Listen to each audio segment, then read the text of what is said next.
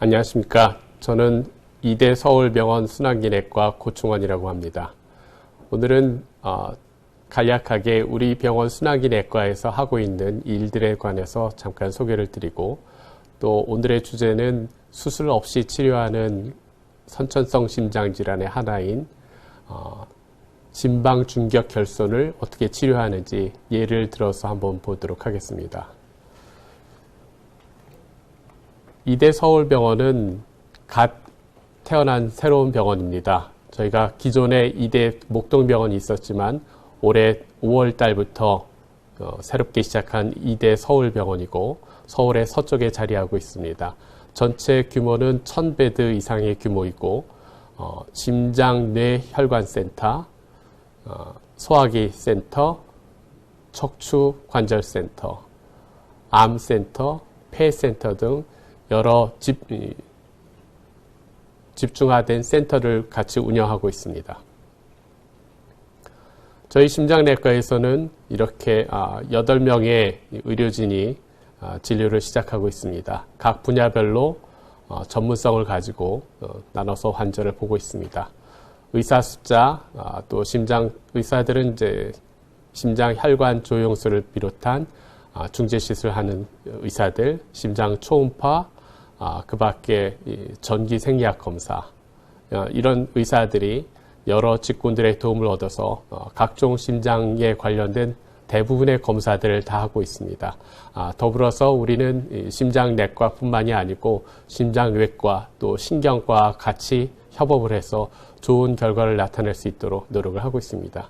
저희가 하는 많은 일 중에 하나는 급성심근경색 환자에서 지금 환자에서 보시는 것처럼 혈관이 갑자기 막혀서 오는 환자들에서는 응급으로 혈관 조영술을 시작을 하고 혈관을 넓혀서 혈관을 다시 피를 흐르게 함으로 해서 환자의 생명을 구하고 심장을 살리는 일부터 오랫동안 막혀있는 어려운 혈관 질환 환자들에게는 반대편 혈관에서 들어가는 특수한 방법까지도 활용을 해서 혈관을 다시 뚫어주는 이런 시술까지도 망라해서 저희가 하고 있습니다.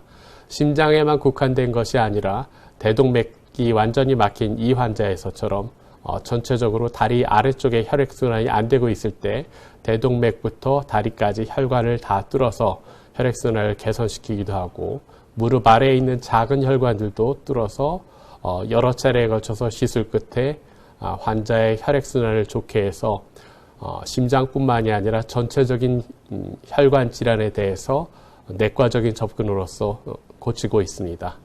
이러한 시술들은 그냥 기존의 풍선과 스텐트의 방법뿐만이 아니고 최신 기구들을 이용해서 동맥경화증 있는 혈관의 동맥경화증을 제거하기도 하고, 혈전이 많은 부위에서는 혈전을 제거하기도 하는 최신 기구들도 적극적으로 활용하고 있습니다.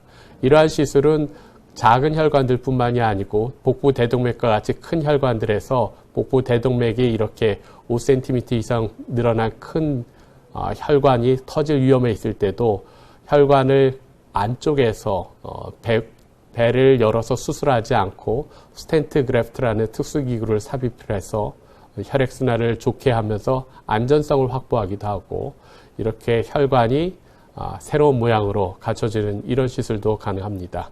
또한 응급으로 대동맥이 찢어져서 생명의 위험이 받는 환자한테서는 응급으로 대동맥을 감싸주는 이런 시술도 수술이 없이 치료를 해서 스텐트를 너머로 해서 환자의 생명을 구하는 응급시술까지도 하고 있습니다. 이러한 시술과 더불어서 오늘 제가 말씀드린 주요한 내용은 심방중격결손이라는 비교적 흔한 성인에서 보이는 선천성 심장질환입니다. 아마 선천성 심장질환 중에 성인에서 보이는 것 중에서는 가장 흔한 심장질환이고, 심장에서 4개의 방 중에 하나인 좌심방과 우심방 사이에 원래 있어야 될 벽이 닫혀지지 않아서 그 구멍으로 피가 새어서 좌심방에서 우심방으로 피가 흘러 들어감으로 해서 이상이 생기는 선천성 심장질환입니다. 이것이 왜 문제가 되냐 하면은 많은 피가 폐동맥을 통해서 지나가기 때문에 심부전을 일으키기도 하고, 경우에 따라서는 이 혈전이 오른쪽에서 왼쪽으로 넘어가서 뇌졸중, 그런 현상, 위험한 현상을 일으키기도 합니다. 이런 선천성 심장질환을 치료하기 위해서는 대부분이 수술을 택하였었지만은 최근의 의료의 발달로 인해서 수술 없이 클로저 디바이스라고 하는 기구를 사용을 해서 삽입을 해서 구멍을 막아주는 치료가 가능하게 되었습니다. 그렇지만 아직까지 많은 병원에서는 전신 마취를 통해서 수술을 하거나 전신 마취를 한 상태에서 이런 시술을 하기 때문에 여러 가지 위험이 아직도 있었던 것도 사실입니다. 그런데 우리 병원에서는 조금 더 개선된 방법을 통해서 치료를 하고 있습니다. 먼저 예를 들어서 한번 보시겠습니다. 68세 여자 환자가 갑자기 기억력을 소실해서 병원에 내원하였습니다. 응급실에서 시행한 뇌 MRI에서는 급성 뇌졸중이 기억을 관장하는 부위에 생겼었고, 여러 가지 검사에서 뇌졸중을 일으킬 만한 특별한 다른 질환이나 병변은 찾지 못하였습니다. 그런데 여러 가지 원인을 조사하던 중에 심장 초음파 검사를 했더니 이 환자에서 심방 중격 결손이 발견되었고, 크기는 약 1.6cm의 크기였었습니다. 크기도 어느 정도 적당하게 크고, 또 그로 인해서 심장에서도 변화가 발생하여서 폐동맥 고혈압이 약간 생기는 정도였었습니다. 초음파를 보여드리자면은 이 그림에서 좌우 심실과 좌우 심방 사이에서 좌심방에서 우심방으로 피가 넘어가는 모습인데요. 두 개의 비교해서 보시면은 원래 이 자리에 있어야 될 벽이 심박 중격이 선천적으로 생기지 못해서 피가 이쪽에서 이쪽으로 넘어가고 있었습니다. 이러한 것들이 폐동맥 고혈압을 만들고 심부전을 일으키기도 하고, 이 환자에서처럼 어떤 때는 경우에 따라서는 거꾸로 혈전이 넘어가서 뇌졸중을 일으키기도 합니다. 그래서 이런 병변을 치료하기로 결정을 하여서 기구를 통해서 막는 시술을 시도하였습니다. 우리 병원에서 하고 있는 방법은 이러한 시술을 할 때 이 기구의 위치라든가 정확성을 갖다가 보기 위해서 전신 마취를 하고 관찰하는 것이 아니고 혈관을 통해서 심장 안에서 초음파를 관찰하는 이런 방법을 쓰고 있습니다. 여기에서 보시면은 이 굵은 관을 통해서 심박 중격 결손을 통하여서 이 막고자 하는 클로저 디바이스가 들어가게 되어 있습니다. 이것을 볼 때 반대편에서 다시 정맥을 통해서 혈관 내에서 심장을 보는 특수 초음파 기구를 삽입하게 됩니다. 그래서 이 혈관 내에서 초음파 기구를 보면서 이 기구가 잘 삽입되어 있는지 관찰하면서 안전하게 시술할 수가 있습니다. 혈관 내 초음파를 통해서 심장을 보면은 이렇게 기구가 넘어가서 반대편으로 돌아가 있는데요. 좀 더 자세하게 비교를 해보자면은 기구가 넘어가서 먼저 끝에 쪽에 있는 디스크를 이렇게 펴게 됩니다. 혈관 내 초음파에서 보면은 이 기구가 들어간 부분, 그리고 디스크가 펼쳐진 부분이 선명하게 잘 보이고, 원래 있어야 될 심방 중격과 그 가운데 결선 부위에 정확한 위치에 기구가 삽입되어 있는 것을 알 수가 있습니다.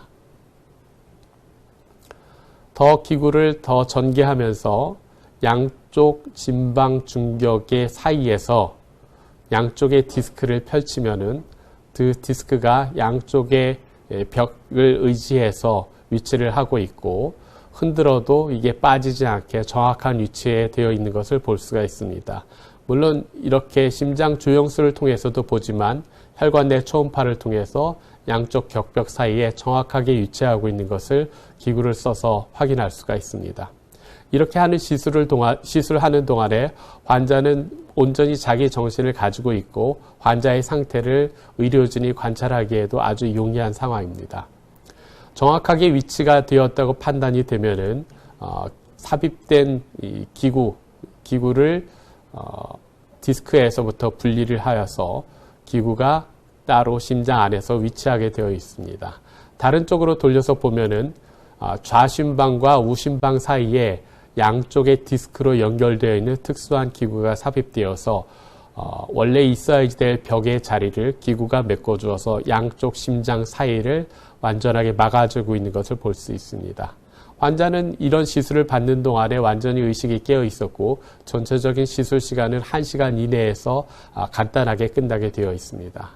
그리고 다음날 저희가 초음파를 통해서 확인해야 했는데 원래 있었던 이 결선 부위에서는 삽입된 클로저 디바이스가 제자리에 정확하게 위치되어 있고 이를 통하여서 피도 아까는 보셨던 심장 초음파에서는 피가 새서 흘러가던 모습이 이제는 피가 새지 않고 정확하게 위치한 이 기구 덕분에 정상적인 심장의 기능을 할 수 있는 모습을 볼 수 있습니다. 이런 것들은 다 하고 나서 이 환자에서는 실제 시술 시간은 45분밖에 걸리지 않았습니다. 환자는 국소 마취만 하였기 때문에 의식이 또렷하였고 환자는 시술하는 동안에 별다른 통증이나 불편감 없이 잘 견뎠습니다. 당연히 시술이 쉽게 끝나고 전신 마취도 하지 않았기 때문에 환자는 시술 이후에 불과 몇 시간 만에 일어나서 잘 활동을 하였었고 다음날 심장 초음파를 하고는 다음날 역시 퇴원해서 집에 갈 수가 있었습니다. 이렇게 예전 같으면 수술을 통해서 고쳐야지 될 심장 질환을 비교적 간단하고 불과 2, 3일만 입원함으로써 완전하게 치료가 가능한 병변이라고 할 수 있겠습니다. 이러한 이 심방 중격 결손의 조금 작은 버전이라고 할까요? 페이턴트 포라멘 오발레, 우리말로는 난원공 개존증이라고 하는데 심방 중격이 있어야 될 자리가 완전히 막히지는 않고 그렇다고 크게 뚫려 있지는 않지만은 체크벌브 형식으로서 약간의 공간이 있어서 한쪽으로 피가 들락날락하게 되는 이런 경우도 있습니다. 아까 보셨던 심방 중격 결손처럼 심부전을 일으키지는 않지만은 이러한 좁은 공간으로 혈전이 지나가서 머리로 가게 됐을 때는 역시 뇌졸중 같은 현상을 일으키기 때문에 이러한 질환도 선별적으로 환자를 치료해야 됩니다. 35세 남자 환자가 비교적 젊은 나이임에도 불구하고 반복되는 뇌졸중으로 병원에 내원하였습니다. 환자는 3월 달에는 가벼운 뇌졸중을 앓았다가 6월 달에 다시 내원하였을 때는 뇌의 여러 군데에 혈전이 날아가서 생기는 급성 뇌졸중 증상을 보였습니다.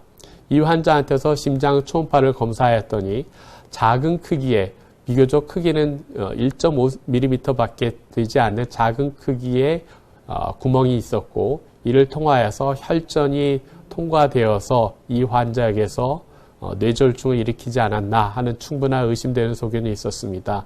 심장 초음파에서 보면은 그 작은 구멍을 통해서